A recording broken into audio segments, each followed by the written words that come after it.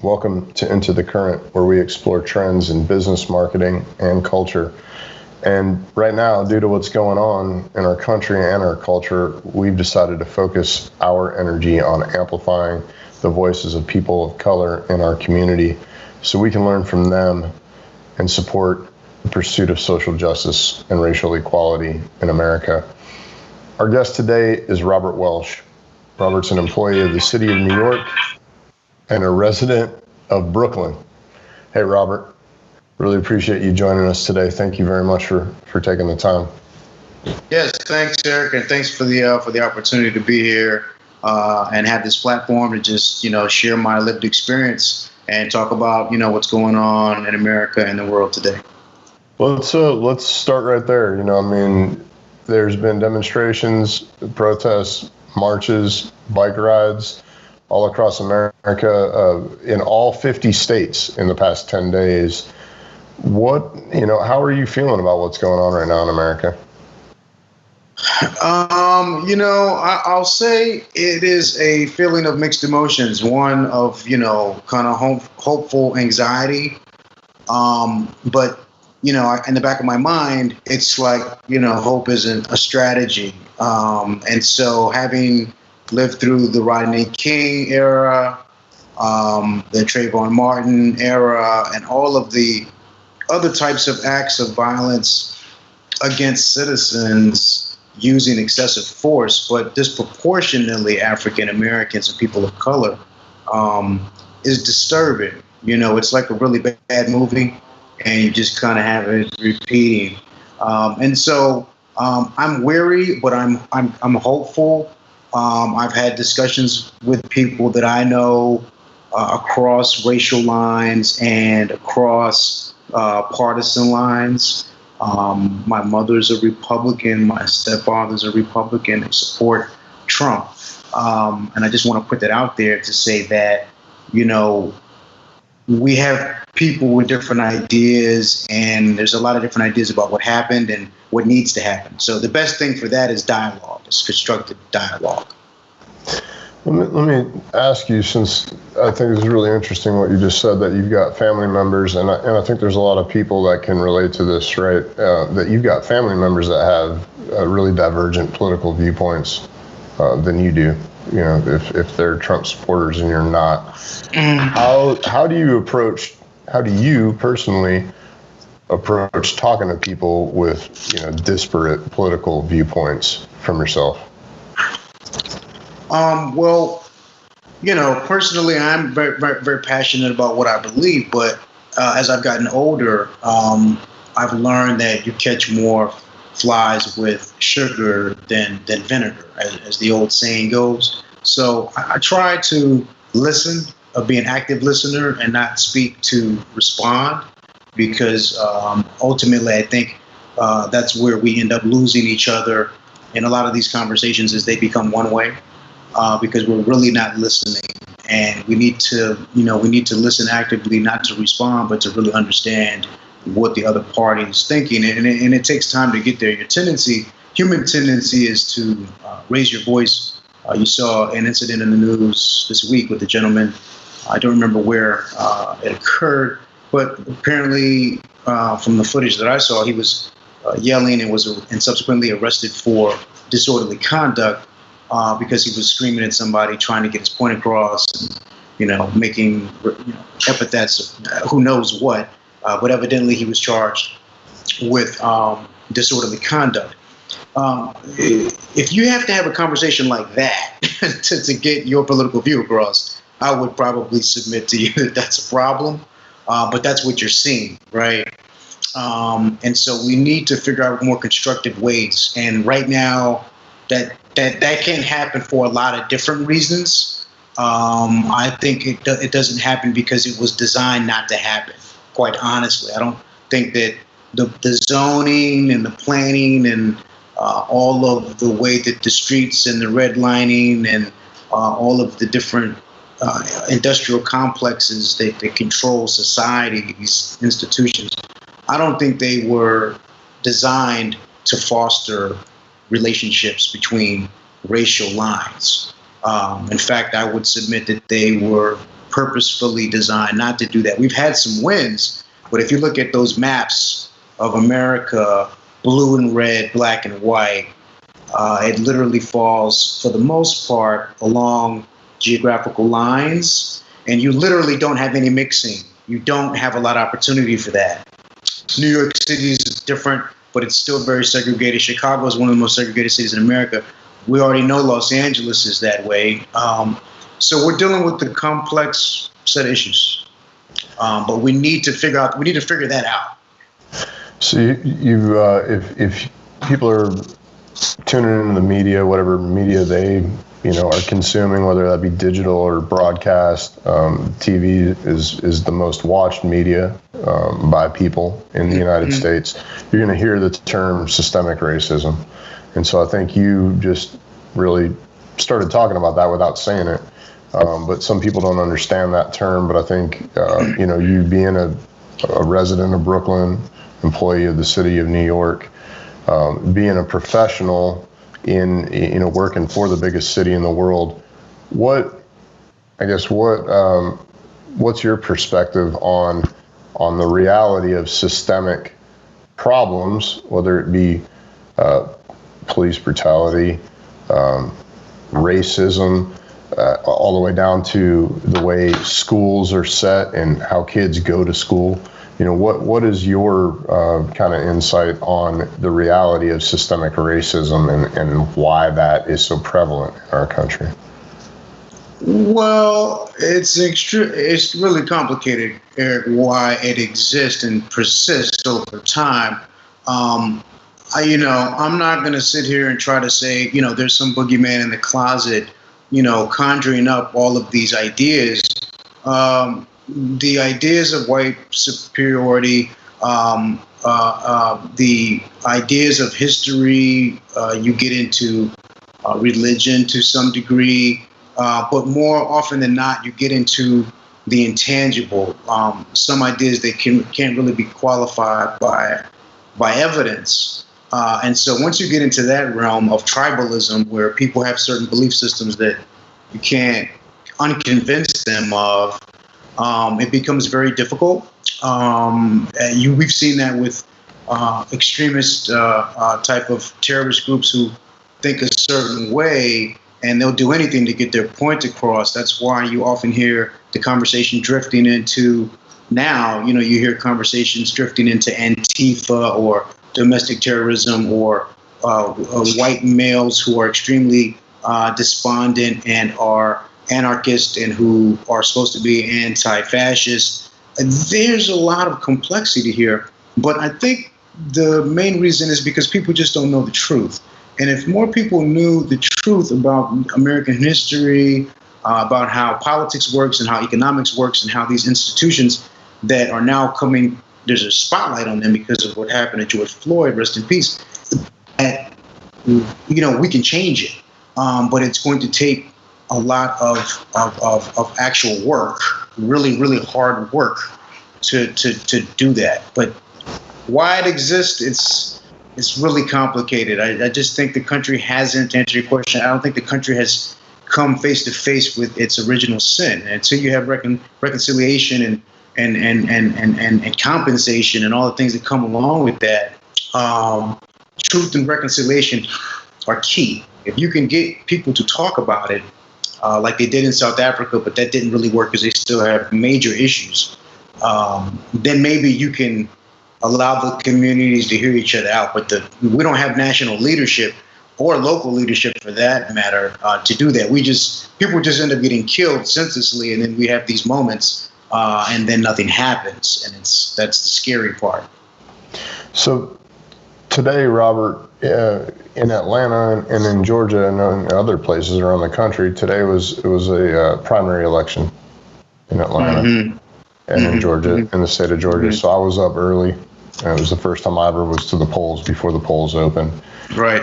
How important is being politically active to affecting change? And then I also want to say we spoke with your twin brother earlier today, and he told us that you were the number one person that encouraged him to get politically active. So, what would you say to people about affecting change and how they can do that via the political process? Well, you can certainly affect change. I think maybe what my brother was alluding to, Coach Welsh, was that, I ran for office, and, that's notable. I think more people need to do that.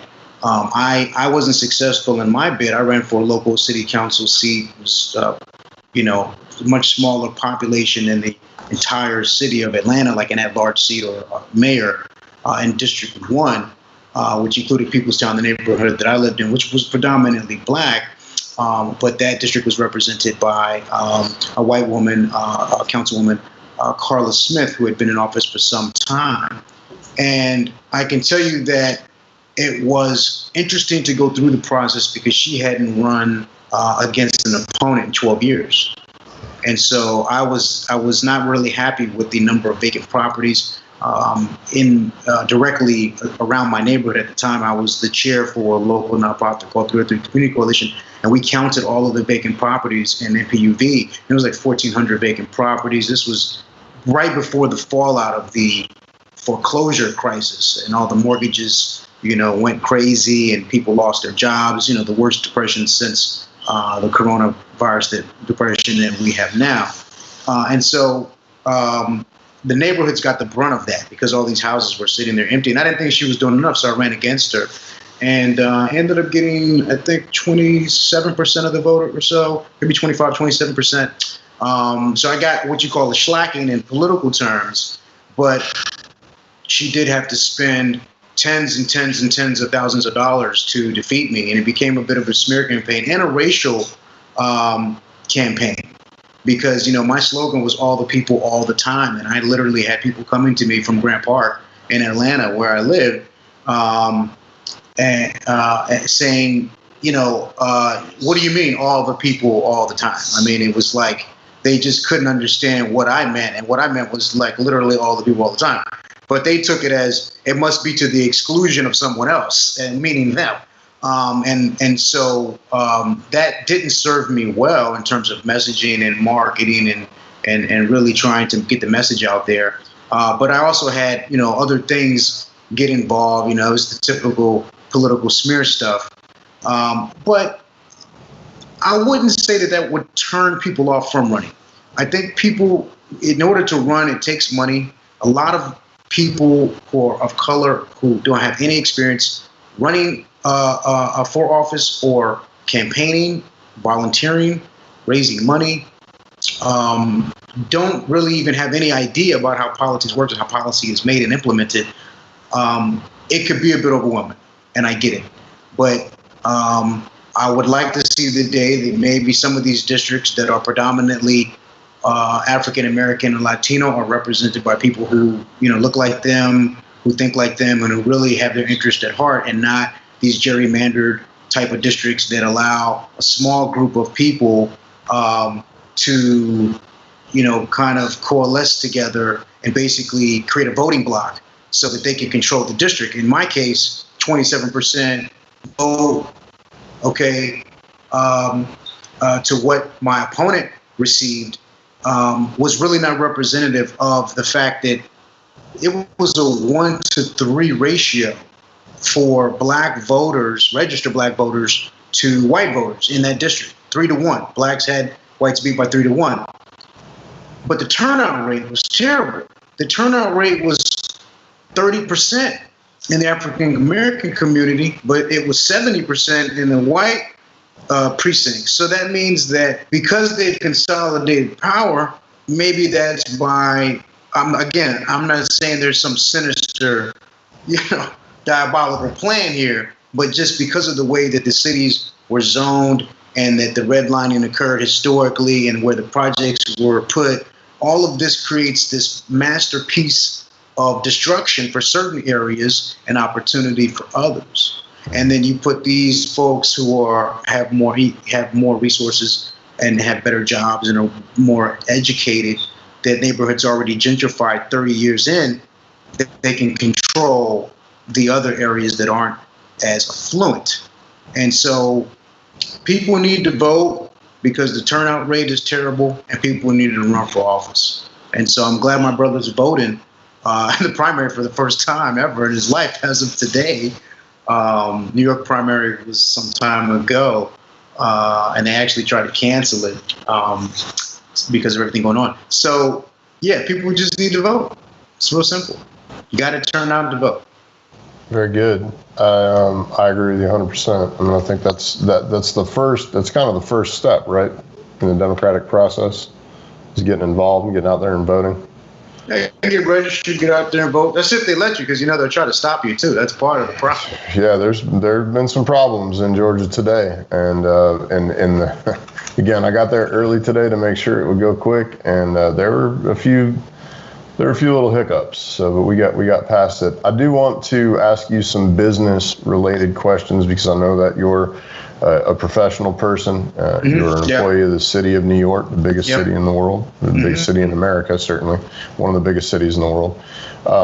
As a non-white business professional, how have you experienced inequality in your experience in your life in the business world? Yeah. Well, in my capacity with the city, it's interesting because I work in public, what they call public sector finance. So, when you work in budgeting and accounting and financial shops for various government entities, you get to see where all the money's going, and they say that budgets are more a document.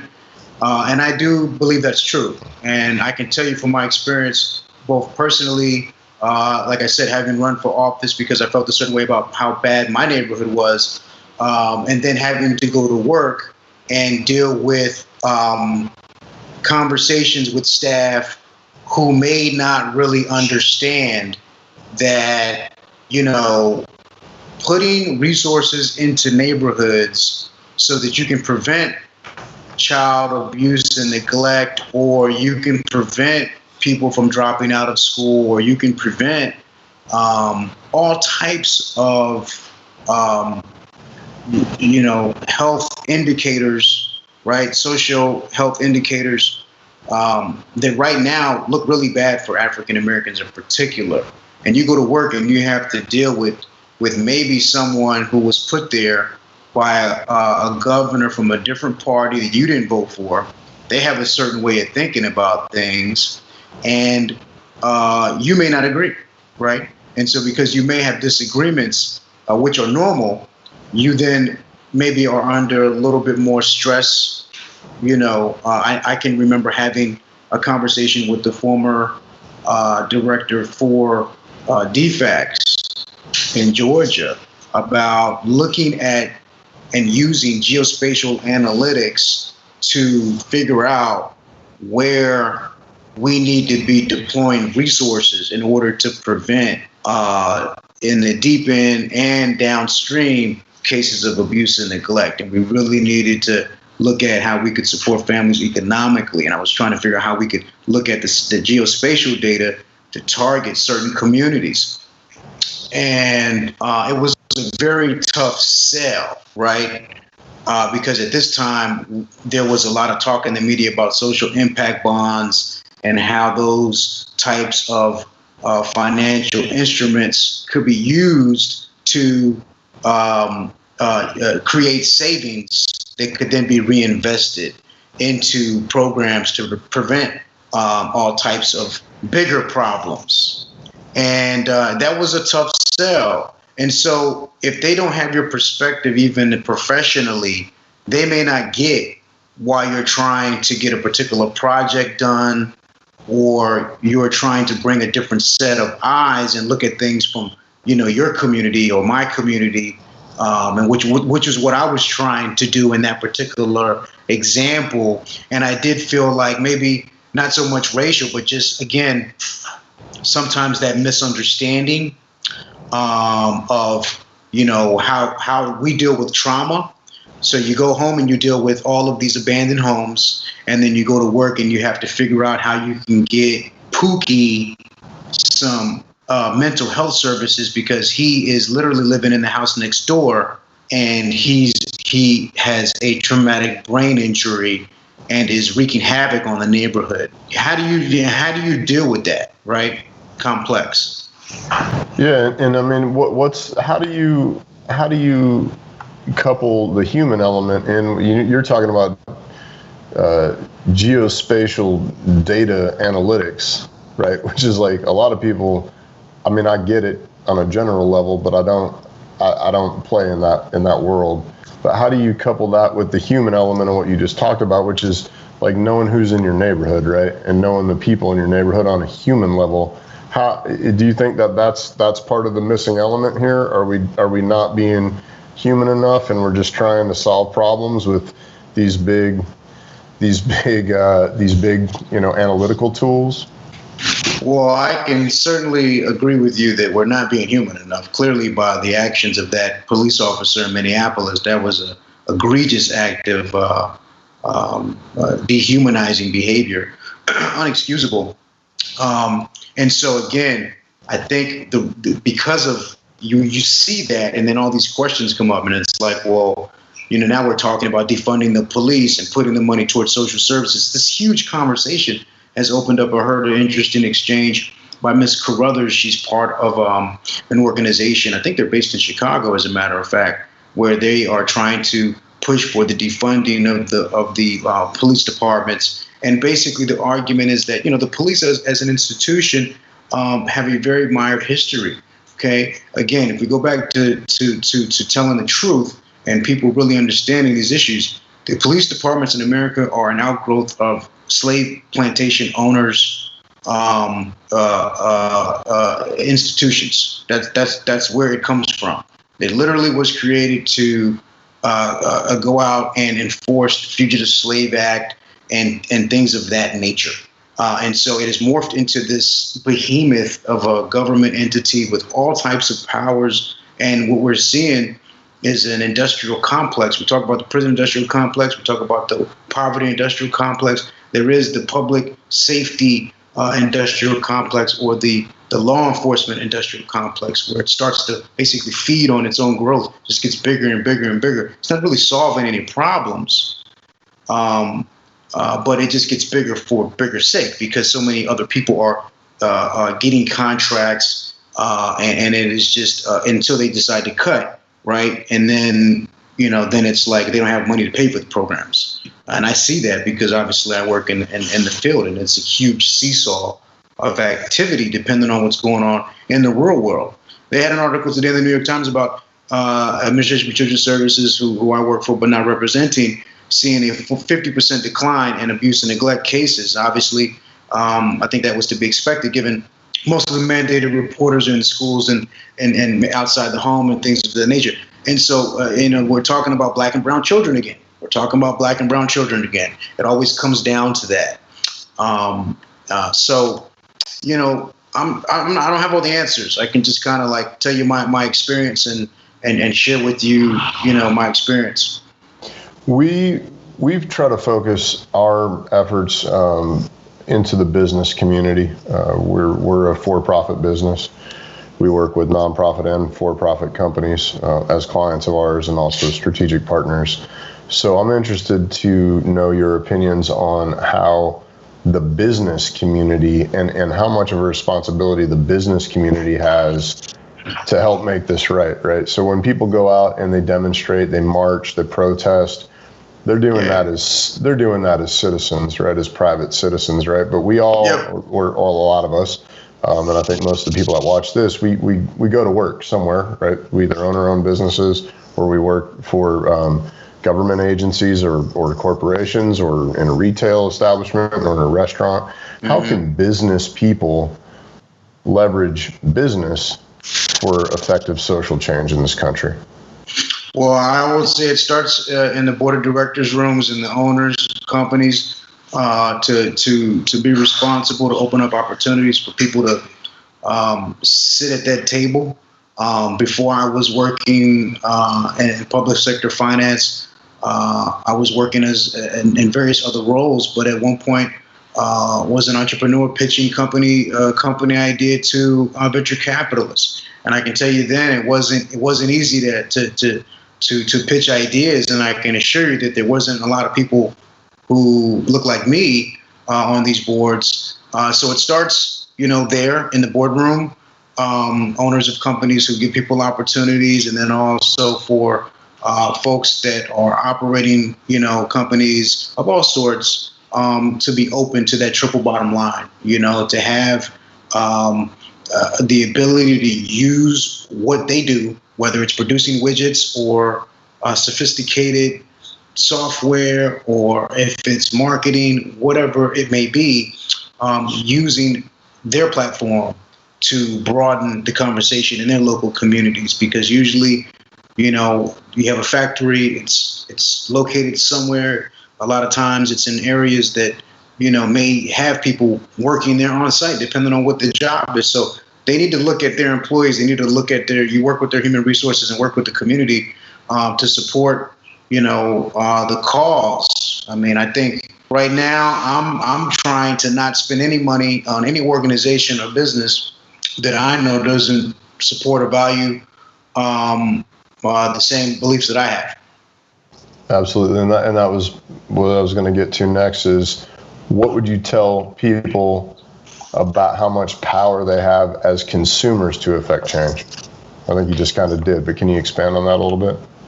Oh, well, certainly. Given the coronavirus and the pandemic, we have seen how companies have folded left and right, literally declaring bankruptcy in some cases, restructuring in some cases. We will not see them anymore in the marketplace. And so consumers we have a consumer-driven economy because of population growth in the world. And we owe that to technology. We owe that to human ingenuity.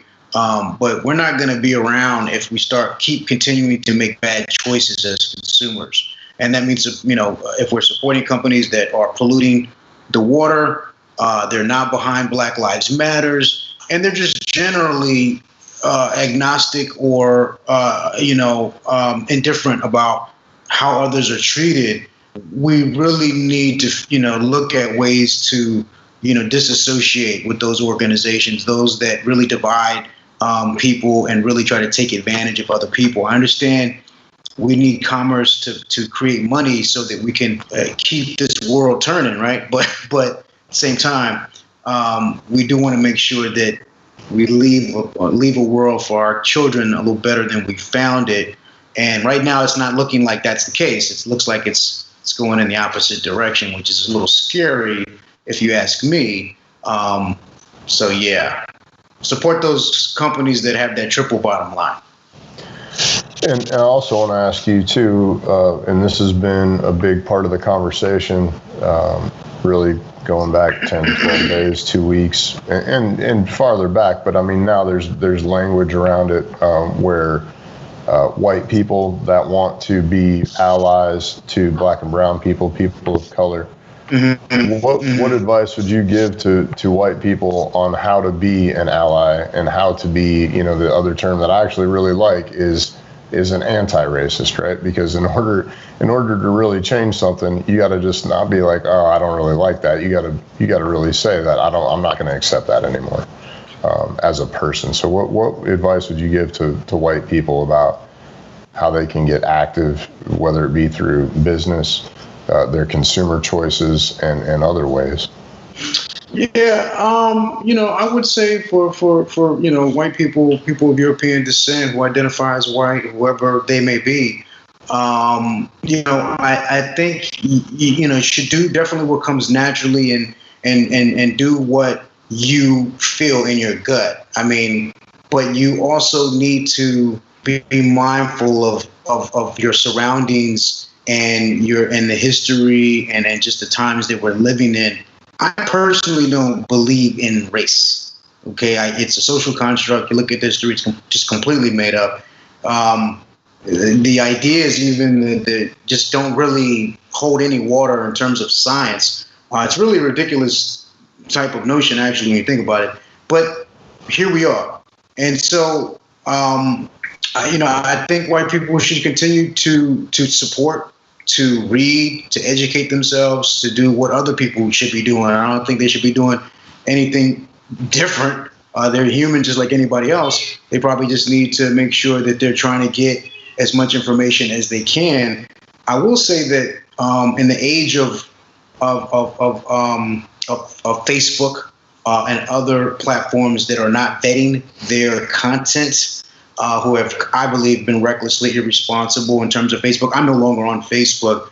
I deleted my account after maybe a previous deletion, but then finally did it permanently, and I downloaded my data and all that, and it was great while I had it, but it's now turned into something of a monster.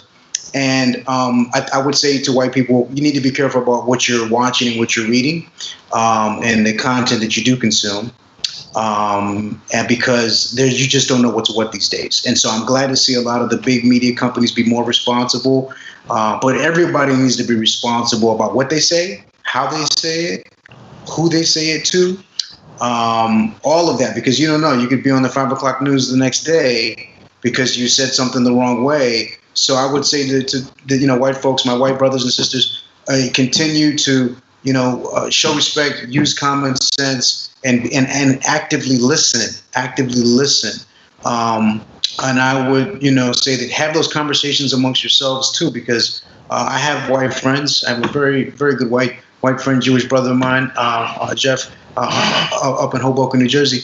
Great guy, love his family. We have these conversations, and I told him, I said, I feel like I'm tired of having this conversation with other people of color. It really is a conversation that needs to be happening with white folks. And even in the book White Flight, which is a great read if you've never read it, the end of it basically is kind of a coaxing of sorts from the author to say that, hey, white people need to take some responsibility here.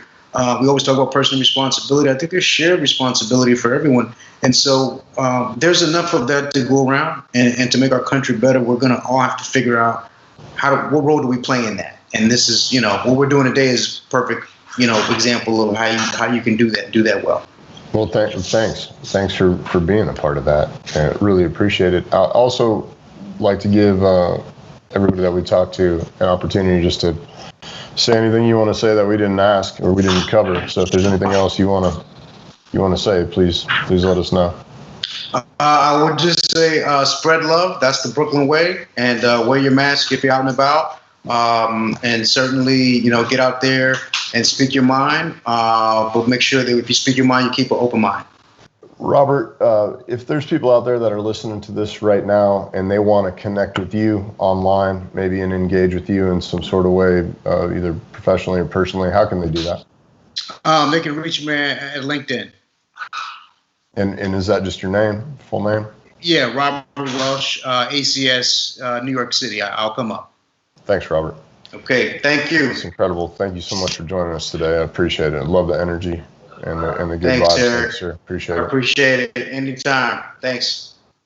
I just want to sincerely thank our guest today, Robert Welsh, joining us, citizen of New York City and resident of Brooklyn, and just really for some real talk on social justice and equality in America. So thank you very much, Robert. Vertical River is committed to telling meaningful stories and amplifying important voices. That's what we're all about. We're a strategic communications company, and we just want to make sure that we're giving the microphone to people who need to get their story out. So thanks for joining us. If you like what you heard today, please share it with your friends and your professional network, and we appreciate you listening.